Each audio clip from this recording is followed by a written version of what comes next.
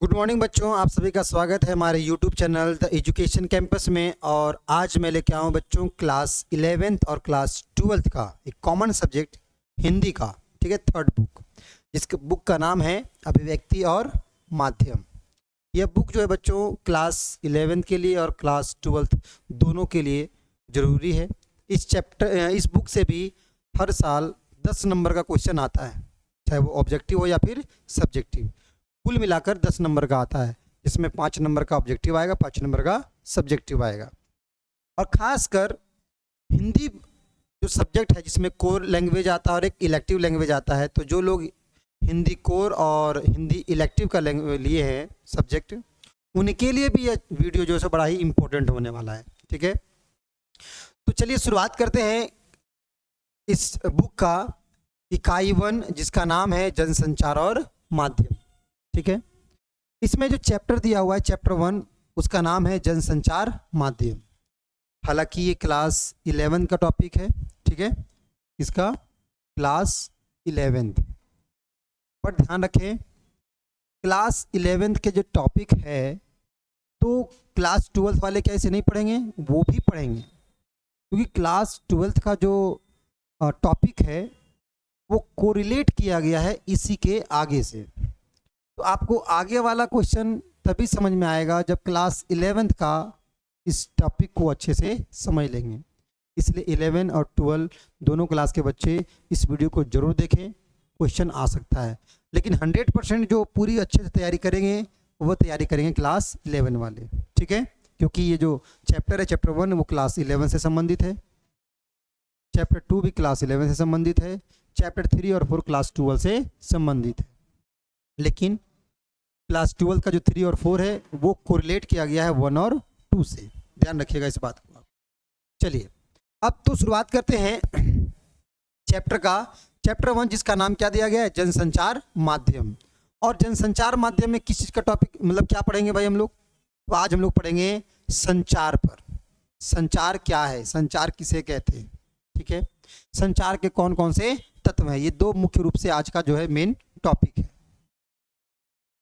आप देख सकते हैं जो टॉपिक है यहाँ पर दिया हुआ वो है संचार के बारे में। संचार क्या है? इस संचार से संबंधित कुछ एमसीक्यू क्वेश्चन भी इंपॉर्टेंट हैं जो यहाँ पे मैं बताते जाऊंगा। पढ़ाते पढ़ाते ही मैं आपको बता दूंगा कि कहाँ से ऑब्जेक्टिव बनेगा, कहाँ से सब्जेक्टिव। बस मन लगाकर आप लोग हमारे साथ केवल बने रहिए। संचार शब्द की उत्पत्ति चर धातु से हुई है। किस धातु से हुई? चर धातु से, जिसका अर्थ होता है चलना या एक स्थान से दूसरे स्थान तक पहुंचना। तो यहाँ पे आपका हो गया एमसीक्यू क्वेश्चन, ठीक है, ध्यान रखिएगा। संचार शब्द की उत्पत्ति किस धातु से हुई है? चर धातु से, जिसका अर्थ क्या होता है बच्चों? चलना या फिर एक स्थान से दूसरे स्थान तक पहुंचना। अगले पॉइंट में जो दिया हुआ है यहां बताया जा रहा है संचार क्या है। तो संचार दो या दो से अधिक व्यक्तियों के बीच, दो या दो से अधिक व्यक्तियों के बीच सूचनाओं, विचारों और भावनाओं का, ठीक है, आदान प्रदान है। संचार क्या है? संचार दो व्यक्तियों के बीच, दो या दो से अधिक व्यक्तियों के बीच सूचना, जो भी आपके पास इंफॉर्मेशन है जो आप दूसरे तक पहुंचाना चाहते हैं, या कोई विचार या अपनी भावनाओं को अगर आप आदान प्रदान करते हैं, किसी को आप कहते हैं, सुनते हैं, तो वह प्रक्रिया क्या कहलाती है? संचार कहलाती है। ध्यान रखिएगा। एक मशहूर संचार शास्त्री है जिसका नाम क्या है? विल्बर श्रैम। उनके अनुसार संचार क्या है? तो उनके अनुसार संचार जो है अनुभवों की साझेदारी। यानी संचार का मतलब इन्होंने क्या बताया? संचार का अर्थ जो अपना अनुभव है, जो अपना विचार है, जो सूचना है, वो एक दूसरे से क्या करना? साझा करना। सिंपल लैंग्वेज में इन्होंने संचार का डेफिनेशन दिया कि संचार अनुभवों की क्या है? साझेदारी है। ठीक है, तो यहाँ से भी एमसीक्यू क्वेश्चन बन जाएगा कि किस संचार शास्त्री के अनुसार संचार अनुभवों की साझेदारी है। तो इसका सही जवाब क्या होगा? विल्बर श्रैम। ध्यान रखिएगा इस बात को। चलेंगे अगले प्रश्न पर, टॉपिक पर। अगले आगे पॉइंट में लिखा हुआ है कि संचार के तहत, ठीक है, संचार के तहत सिर्फ 2 या उससे अधिक व्यक्तियों में ही नहीं, बल्कि हजारों लाखों लोगों के बीच होने वाले जनसंचार तक को शामिल किया जाता है। यानी कि जो संचार है वो सिर्फ 2 लोगों या 2 से अधिक व्यक्तियों के बीच में नहीं होती है, बल्कि यह संचार हजारों लाखों लोगों के बीच में भी होती है। एक और हजारों लोग रहेंगे तो एक और एक व्यक्ति रहेगा, ऐसे बीच में भी संचार होता है। ठीक है, ऐसा जरूरी नहीं है कि संचार केवल 2 व्यक्तियों या 4 व्यक्तियों के बीच में होता है। संचार अगर इधर कोई एक है तो इधर एक हो सकता है, या बहुत सारे हो सकते हैं, है ना, हजारों लाखों की संख्या में भी हो सकता है। ठीक है, आगे कहता है कि इस प्रकार अगर देखें तो सूचनाओं, विचारों और भावनाओं को लिखित और मौखिक या दृश्य श्रव्य माध्यमों के जरिए सफलतापूर्वक एक जगह से दूसरी जगह पहुंचाना ही क्या है? संचार है। यानी क्या इसका निष्कर्ष क्या निकला कि अपने विचारों को, सूचनाओं को, भावनाओं को लिखित में या मौखिक में या दृश्य श्रव्य माध्यमों के जरिए हम सफलतापूर्वक अगर एक स्थान से दूसरे स्थान तक पहुंचाते हैं तो वही हमारा क्या कहलाता है? संचार कहलाता है।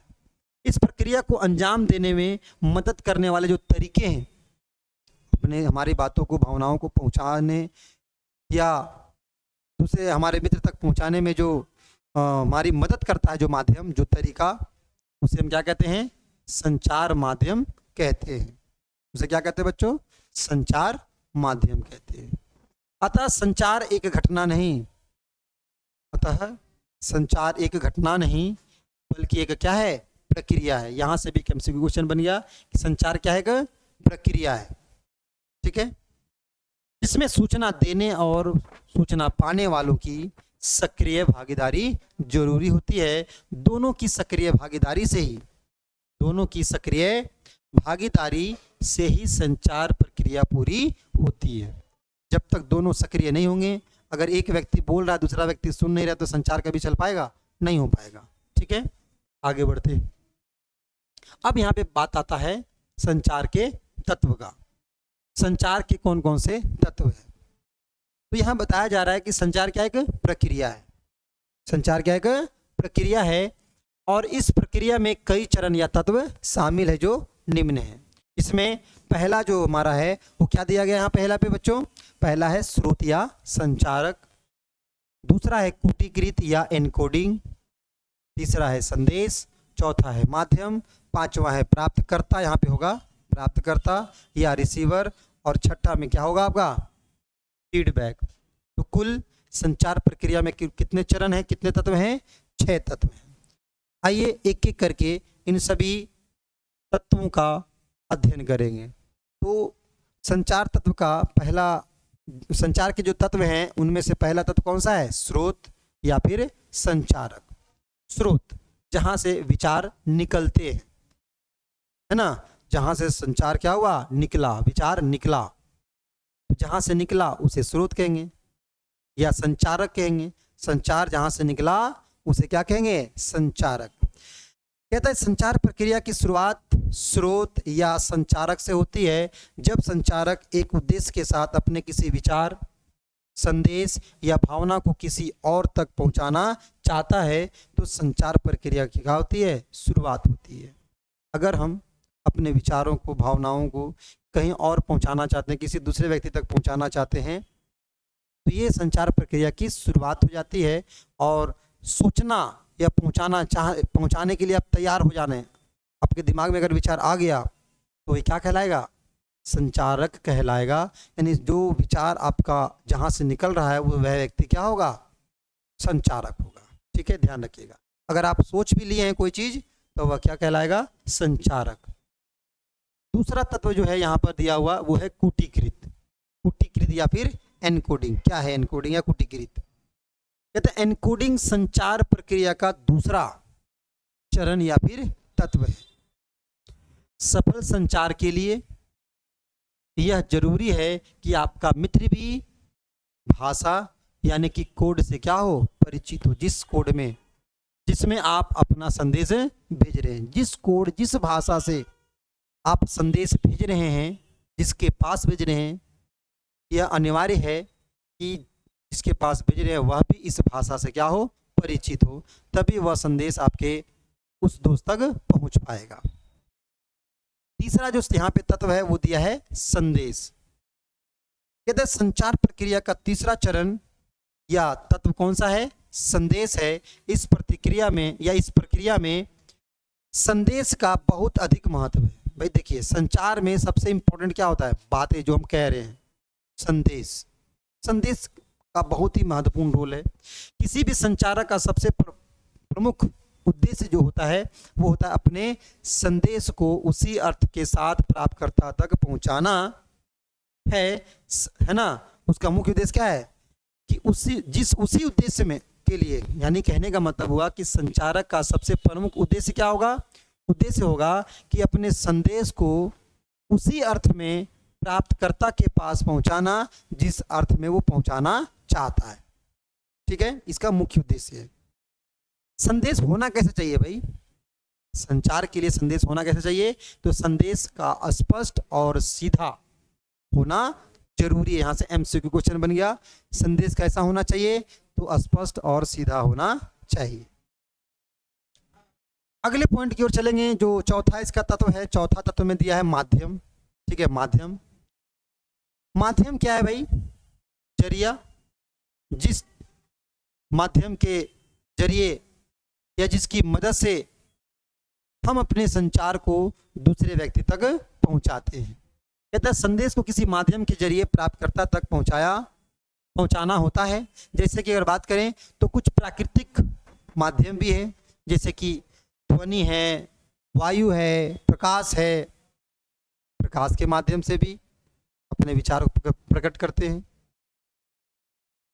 या फिर ध्वनि के या वायु के माध्यम से, यानी कि जैसे कोई सुगंध प्राप्त कर लेना, ठीक है, कोई आवाज़ सुन लेना, ये भी क्या है, आपके विचार को यानी अपने संदेश को आपके तक पहुंचाते। जैसे कहीं शोर शराबा हुआ या कुछ आवाज़ें आ गई, कोई एक्सीडेंट हो गया, तो उसकी आवाज़, ध्वनि भी क्या किया, आपके तक वो संदेश पहुंचा दिया कि हाँ कुछ घटना घटित हुआ है।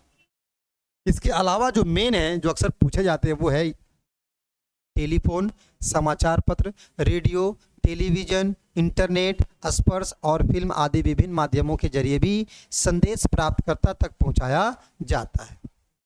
आप तक जो हम अपने विचार या इस सब्जेक्ट को जो अच्छे से पढ़ा रहे हैं, आपके तक पहुंचाने का प्रयास कर रहे हैं, ये भी जो है किसी न किसी माध्यम से जा रहा है। इंटरनेट के माध्यम से, सोशल मीडिया के माध्यम से आप तक यह विचार को पहुंचाया जा रहा है। तो माध्यम क्या होता है समझ गए, अपने विचारों को जिस माध्यम से पहुंचाते हैं। ठीक है, अगर आप घर बैठे किसी से हालचाल या उसका क्या विचार है, कल कहीं चलना है घूमने की नहीं, या जानना हो, तो हम कैसे जानते हैं उसका विचार क्या है नहीं है, हम फ़ोन करके पूछ लेते हैं। तो फ़ोन भी क्या हो गया, हमारा एक माध्यम हो गया, संचार का क्या हो गया, एक माध्यम हो गया। चलिए अगले तत्व की ओर पढ़ेंगे, जिसमें पांचवा क्या है, रिसीवर, यानी कि प्राप्तकर्ता, जिसके लिए हमने संचारक संदेश छोड़ा है, जिस तक पहुंचाना चाहता है। ठीक है, संचारक का मुख्य उद्देश्य क्या है, अपने संचार को, अपने संदेश को प्राप्तकर्ता तक मूल रूप में पहुंचाना। देखिए यहाँ पे कहा जा रहा है कि प्राप्तकर्ता प्राप्त संदेश को कूटवाचन यानी उसकी डिकोडिंग करता है। जिस कोड में संचारक अपने संदेश भेजा है, प्राप्तकर्ता उस कोड को क्या करता है, डिकोड करता है। डिकोड करने का मतलब क्या हो गया, डिकोडिंग का अर्थ है प्राप्त संदेश में निहित अर्थ को समझने की कोशिश करना, है ना। यानी जो संदेश भेजा गया है, कोई कोडवर्ड भी है, तो कोडवर्ड को तोड़ने का तरीका भी उसे पता होना चाहिए। अदरवाइज नॉर्मल से जिस भाषा में आप बोले उस भाषा को उसको समझना चाहिए, कम से कम उसके बारे में कुछ जानकारी हो। संचार प्रक्रिया में प्राप्तकर्ता की भी अहम भूमिका होती है। अगर देखें संचार प्रक्रिया में प्राप्तकर्ता की क्या होती है, अहम भूमिका होती है, क्योंकि वही संदेश का आखिरी लक्ष्य होता है। संदेश का आखिरी लक्ष्य कौन होता है, वही होता है कौन, प्राप्तकर्ता यानी कि रिसीवर।